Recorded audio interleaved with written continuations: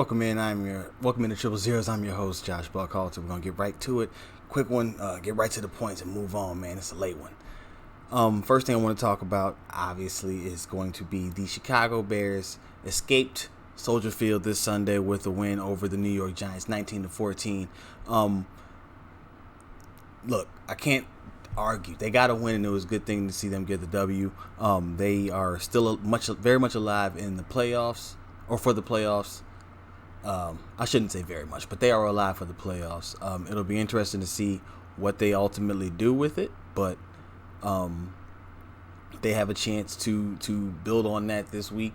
They just got a little bit of a helping hand. The Green Bay Packers suffered a loss to the San Francisco 49ers, got thumped on Sunday Night Football. I mean, thumped. That was not in any way, shape, or form what I expected to see coming out. I mean, if you've been paying attention, I've been ragging on the 49ers for being not necessarily frauds, but definitely not all that they are cracked up to be, having not played great competition. And when they had, against Russell Wilson and the Seahawks, they didn't fare too well.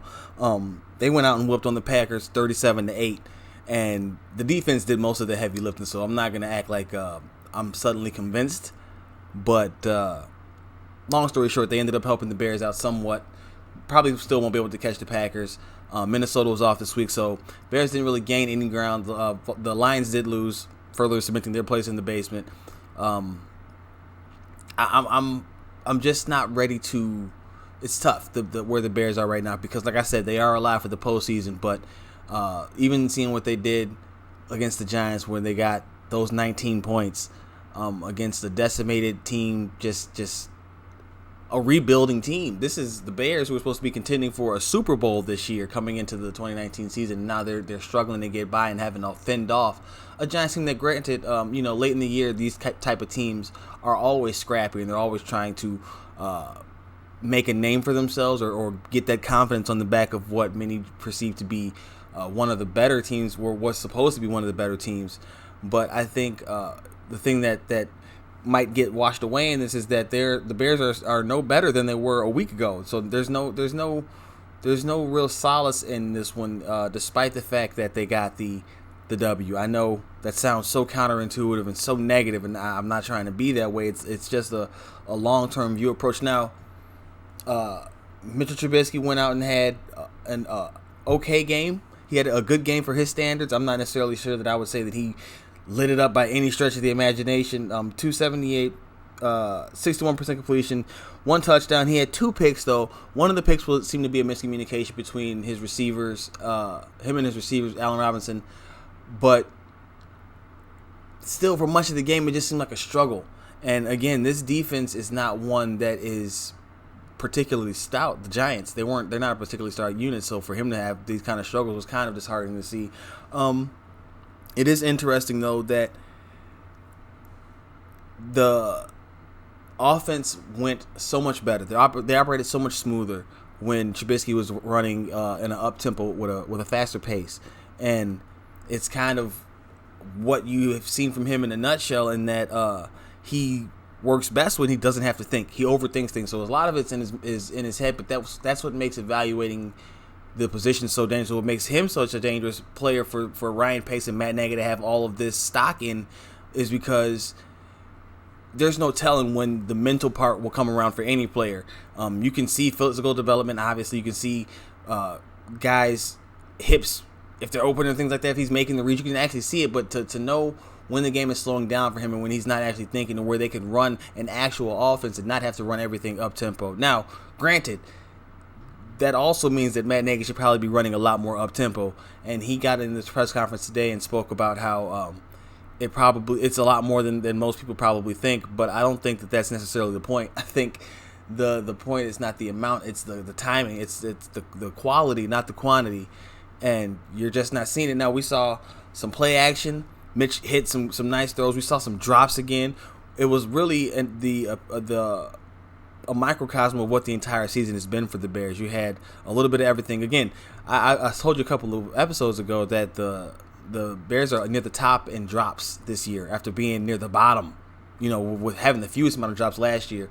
So, and despite the great season that he's having. Allen Robinson has been a contributor to that too. Now, the bigger culprit was Anthony Miller, and it was good to see him finally come out and actually have a good game because he had 7 touchdowns last year, and he's been struggling mightily this year, and I just didn't know. No one knew. Let me stop saying it like I'm the only one who was sitting here wondering. But everybody kind of wondered who would be the other person to take off take the pressure off of Robinson. Like I said, he's having a great season himself, but the Bears obviously need to be able to diversify their passing game if they're going to have any type of success moving forward. It was Taylor Gabriel for stretches, but I've been a critic of his, not necessarily for what he can do. It's really what he can't do, and it's nothing that he can control. It's the size. I felt in the offseason that he would be a position that the Bears would have to look at trying to upgrade at some point. Because of that, I think that his speed is obviously a very big weapon for this offense to take the top off of defense, but when it's a contested area, he's done a magnificent job with what he has, but I still think that they are missing something, not being able to have some more size out there opposite Robinson just to go up and get those jump balls. We've seen Mitch be erratic, so having that extra target radius would be helpful. And I just think it's kind of surprising when you have guys like, we've seen Gabriel struggle at times this year, and he just wasn't, it just seemed like there weren't any of the other guys getting any opportunity, such as Riley Ridley, who might just be dealing with injury, who just hasn't picked up the playbook. Who knows? You haven't really heard much about him since the preseason and when he had that hamstring injury.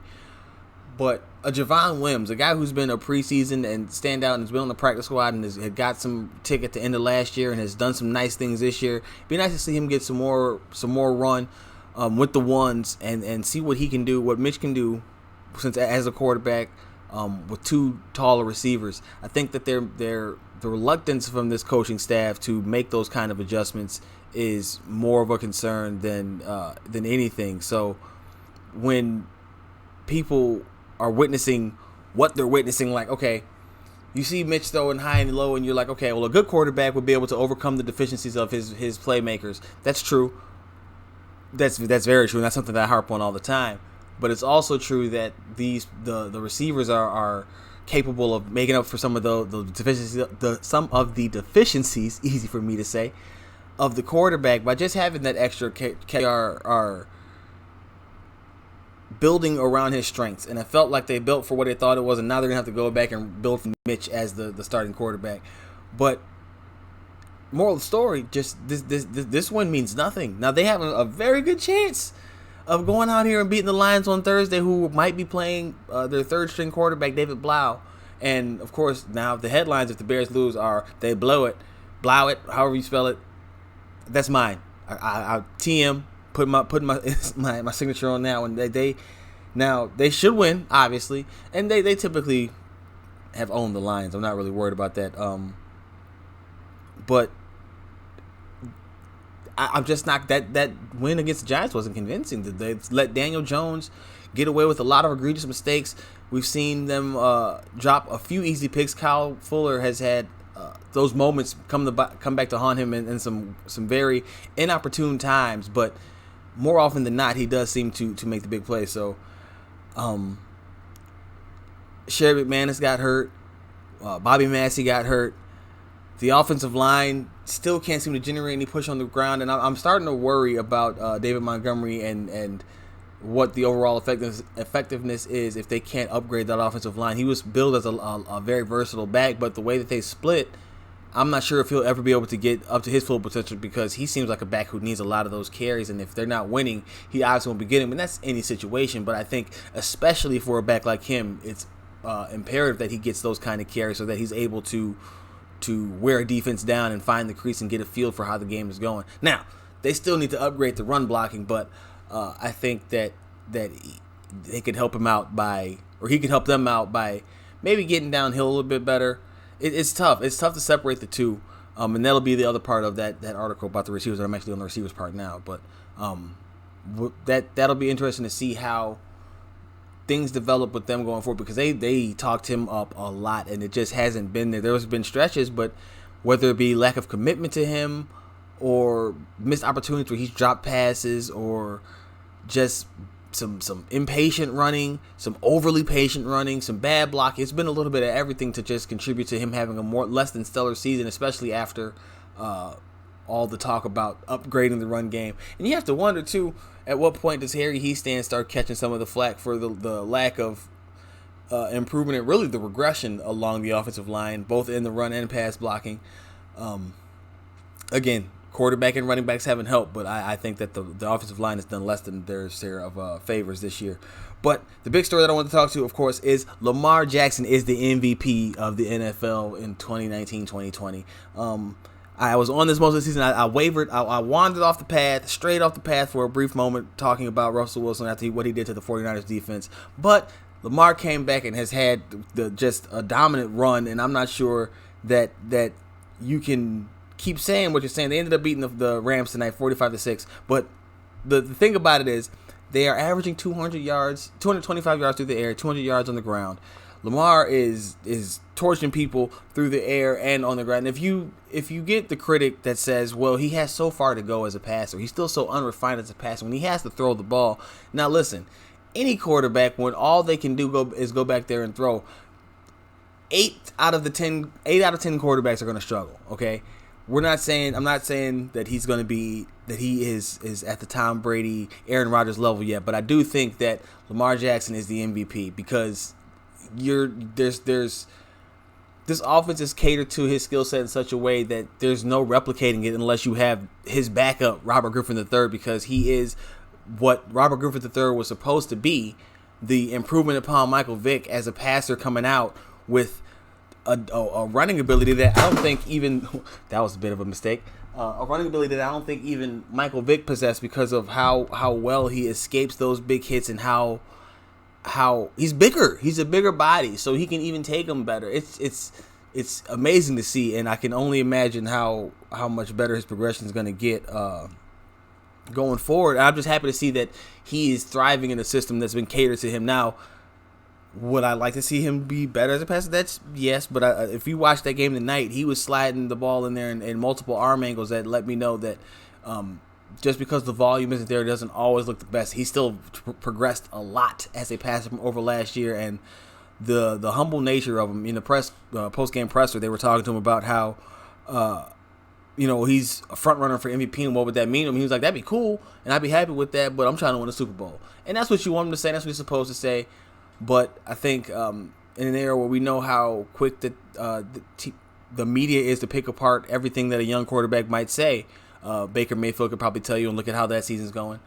I think it's great to hear that from Lamar. The last quarterback taken, the one that people said was supposed to switch positions, is the one that's looking like the best out of the bunch so far, and that's you love to see it. Love to see stories like that. That just makes me feel good inside, because man, that was one of the ones that kind of upset me. Like I watched him in college, and just to see him in college and how much of a natural passer he was without having that refinement, and it's just like I hate to hear running quarterbacks that are able to run well. Let me say it that way, because that's already putting a stigma on it. But I hate when they say that they have to change positions because they just don't have the development. They're not that developed as a passer. Well, then develop them. I feel like that's on the coaches. And I also always wondered why it doesn't start at the lower level, where if you got a guy who can run naturally, why are we not trying to make him that much more dangerous at a younger level? Now, I get it.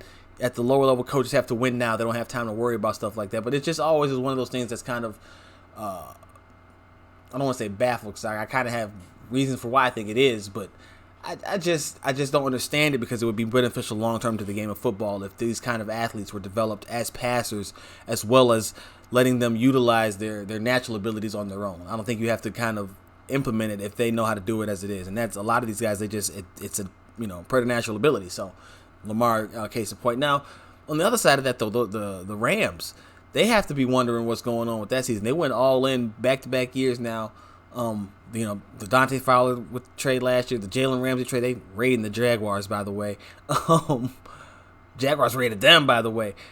They are now stuck with a defense that's not looking too hot. They traded 2 corners for one, which, the math typically on that just doesn't say anything. Marcus Peters, by the way, is graded out by Pro Football Focus as better than Jalen Ramsey. Meanwhile, their offensive line has regressed beyond recognition. Todd Gurley's days as a workhorse back are over, and they've kind of planned for that, getting a couple of other backs that are capable of sharing the load. But Goff looks like an overpaid Mitchell Trubisky. That's not mine. That's something off of Twitter. But man, if that's not a very appropriate description of what we're seeing from this guy this year, we found out last year that if the conditions weren't set up for him perfectly, that he was going to struggle. He continued to show that was the case tonight. The Ravens came out and smacked the Rams in the mouth. The Rams looked like a Hollywood team that just was not ready to play that kind of physical smash mouth brand of football. But next week we do get to see the what could be. I doubt it, because I don't think the NFC team will get there, but it could be a Super Bowl preview as the Ravens will take on the 49ers. That offense of the Ravens versus the defense of the Rams of the 49ers that's just shutting the opponents down.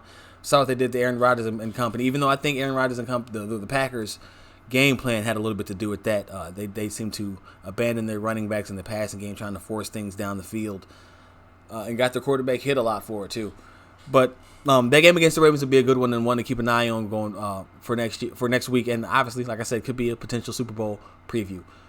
We're going to switch gears real quick to the NBA. Like I said, it's going to be a quick version. And, of course, I forgot to mention, as usual, got to do it real quick. This is Triple Zeros. I'm your host, Josh Buckhalter, and you can follow me on Twitter at JoshGBuck.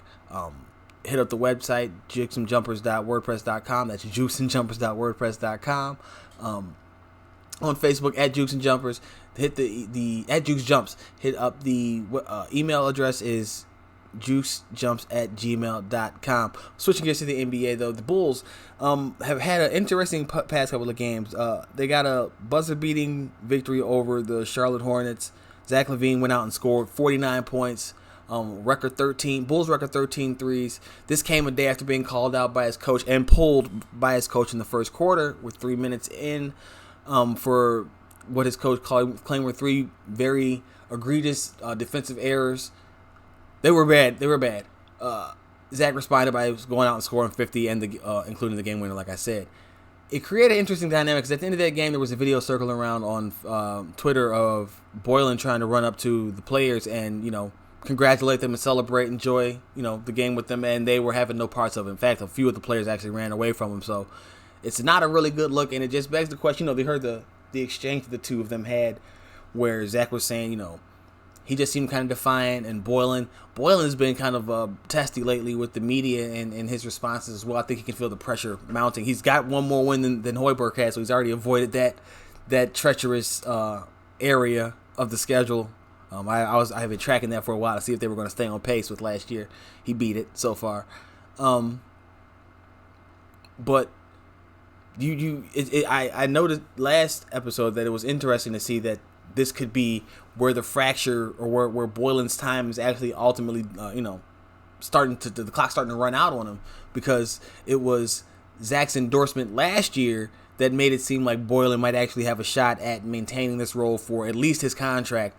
Remember, the Bulls inexplicably extended him for 3 years when they had most of last season to see that he probably wasn't the guy. I'm not sure why they didn't just go and clean house. They decided to keep a voice who had actually been around for some time prior to getting that position. So it was just an interesting choice there. These are the decisions that make the Bulls, I don't want to say a laughing stock, but they open them up for questioning, because you saw signs of this last year, now you see it this year. And so I guess the question is that, if it's not even really a question, but if you had to choose between Boylen and Zach LaVine, which one are you picking? And I think hands down you have to go with the player in this case, because while neither one has won anything, Zach is at least shown capable of helping you win games. And I mean that in the most respectful way possible to Boylen and what he's done in his career. The rotations, the throwing players, the cherry picking of which players to throw and win under the bus is odd, especially after the video was shown of him in passing, that he doesn't yank guys. He's not going to do that. Well, he yanked the player in the first quarter, his best score, while his other good scorer, his other supposed best scorer, has averaged like less than 9 points, or 9 points or less in 90% of their games this year. So I'm not trying to hear that that was his way of making a point. Now, like I said, the slip-ups on defense from Zach were bad. They were very bad. He definitely has to play better defense than that. But I think if we're pulling people for performance, right, you got to pull some of these other guys too. Now, granted, if that still can be Zach, because he's had some quite boneheaded offensive moments where he's forced the ball up, hero ball, as you know, as everybody calls it. He should be the poster boy for that sometimes. Driving to the rack, he's struggled. I wrote for that for Pippen ain't easy. And then the stock watch though, Zach's going to be a hold, and despite that 50-point game, I want to put him as a riser, but I do want to see some more consistency from him on a night in and night out basis. The Bulls lost tonight to the Portland Trail Blazers. Came out and had a very lackluster effort in the first quarter, and then the third quarter is where they got it a little closer in the second, but they ended up losing the game, getting damn near dubbed. And it's the same old story, and you just know that you're doomed for a repeat of last year, if not a little bit worse, because they've paid this guy, and this is who they settled on after having a chance to clear themselves. And they lost by 23, 117-94 to the Portland Trail Blazers. And Melo had 25, his best game since coming back to the NBA. I want to say that I'm shocked, but I didn't expect them to win anyway. But this is a Trailblazers team that's been struggling now. They weren't a team that came in hot. This isn't a team that made the Western Conference Finals last year. The Trailblazers right now are sitting at 6-12, so they're not so great.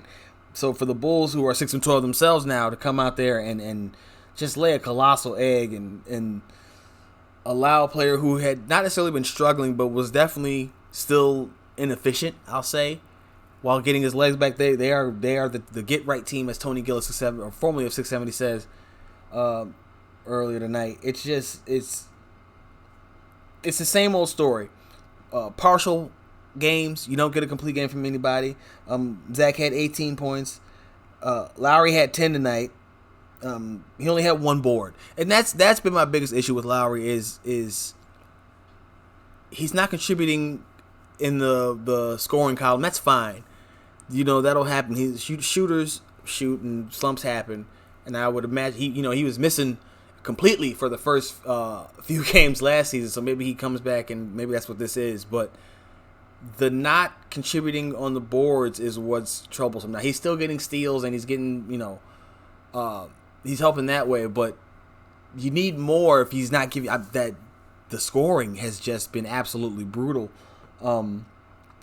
His last few games, his scoring, his point totals, 10. He had a 3 the other night against Charlotte. He had 9 points the night before that, or not the night before. Yeah, the night before that against Miami.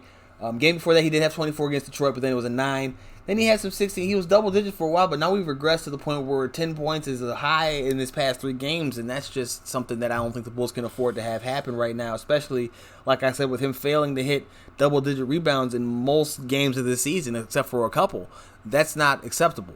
Now, the offense has him playing a little bit more on the perimeter and not having the ball as much as they try to get more people involved, but I just don't know if he fits. I've been saying that a lot for the entire offseason, preseason up until now, and some of last season too. So I'm not sure exactly where he fits into this long term with what they're trying to do now, but it doesn't look early on like it's going to work.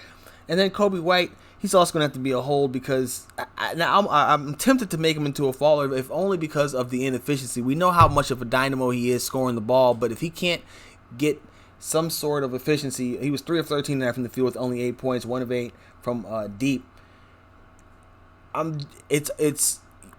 That's one of the ones where like you want Boylen to put him on the floor, but when you see that kind of a line, you realize why he's not. Now, granted, part of that could be, hey, let him get some consistent. He's getting good minutes, 28 minutes tonight. The Bulls are beat up again. It's not enough. There's no excuse. This team is pitiful, and I had such high hopes for them, but they're just not coming through in any way, shape, or form like I thought they would. The coaching staff has let them down. The players are ineffective.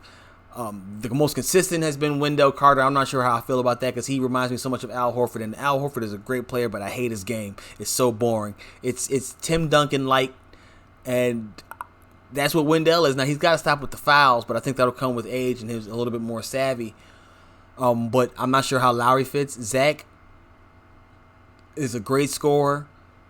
I'm not sure how much of that translates to winning at right now. Kobe, same way. Kobe has the looks of a volume scorer, but will he ever be able to find the efficiency? And if he does, can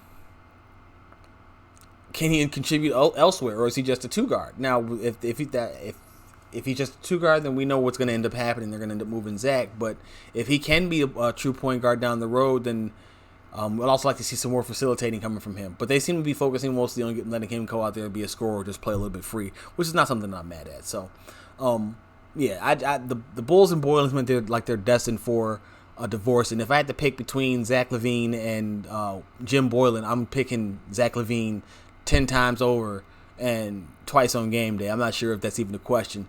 And Boylen, and here's a quote. You know what? Actually, I pulled out a quote and I screenshotted it because I couldn't believe that this was a literal thing that a coach said to the gaggle of reporters while being questioned or while doing a presser. He opens his post-game presser with saying, "Just left some points out there, and that it hurt our spirit." And then he said the Bulls need to fight through such moments. Now, I've been a big critic of the things that Boylen says or what he doesn't say. It's usually stuff like that, a bunch of rhetoric, fight and care and work and all that stuff. And it's cool when you're an assistant and you're trying to get some guys motivated and just being that little, you're the chorus, you're the background singer. I need you front and center. I need you James Brown. I need you in their faces getting them riled up, man. Get on the good foot. You got to do something. And that right there is not going to cut it. If that's what you're telling them, no wonder why they're not listening to you, because that's awful. That doesn't take any type of ability to coach to say that. That's not good. That's not good enough. And if that, I can't help but think that's what they're getting. Look at the results. Look at the results. How can you argue that that's what they're getting? So that's my rant on the Bulls and the debacle that's become this season. And after the high hopes and the praise that I had on them, look for Zach to be a hold. And honestly, it might be a more brutal one. I know Lowry's going to be a faller. He has to be. And then Hutch, too. Hutch has been about Denzel. I want to put Denzel on there, but that might just be overkill because that's bless his heart. Bless his heart. And I want to wrap it up with this one, man. I need to do a mea culpa. My bad. Luka Doncic is currently lighting the league on fire, averaging 30 and 10 and 9, and I owe Luka an apology. Now, when the hype was building, I was reluctant to give him any type of the buy into any of it. I just hadn't seen him play. Now that's on me for not having seen him play, but it wasn't based off of me not liking the kid. It was me just not having seen him play against the grown men of the NBA. Now, granted, he is a pro, and we know how the European leagues are. But having seen and heard this type of hype before, it was just one of those things where I wanted to see, how it played out. Well, let me just tell you that the young man has only served me up helping after helping of humble pie. After averaging 21-7 last year, 21-7-6 last year, he's now, like I said, up to 30.6, 10.1, and 9.8 this year. He's also averaging 1.4 steals. His field goal percentage is also 49.5. Look, the dude is balling out. I told you a couple episodes ago about him in the triple-double thing. The youngest since LeBron, or the only 20-year-olds, him and LeBron, with a 40-point triple-double, and how stellar that was. And they're winning. And that was my last bastion of trying to hold out, digging my heels on him. I'm not sold yet. Look, they're winning. And we can parse who they're beating right now. That'll be for a later episode, and I'll go probably through some of the schedules of these teams and who's winning, like the Raptors. A little bit of fool's gold in that one. I'm going to dig my heels in on that one now. But they're winning right now, and I can't hate too much on the young man who's just really snatching ankles and making guys look silly. My new stronghold on him is, let's see what happens in the playoffs when teams get to focus in on him. But that means he made the playoffs, and he's doing some things much quicker than I thought he would. Him and KZ, now they might need somebody else because he's making them regular guys look like above average players, and I don't think that team is anything special beyond him and Porzingis. But Luka, that's my mea culpa. My bad. I was wrong. My man is balling. I hope he continues to ball, and I'm sure that he will, and that the future's got a lot of great things coming for him, man. But yeah, I just had to get that out there because I was a little salty. Like, ooh, not salty. Let me not say it, because I don't ever want to see anybody do bad. But it was one of the, immediately I was realized, like, I watched all last year, and then this year, seeing how much he's progressed on top of that so fast. It's just like, oh, okay. So I was wrong. Luka Doncic, boy can ball. That's it.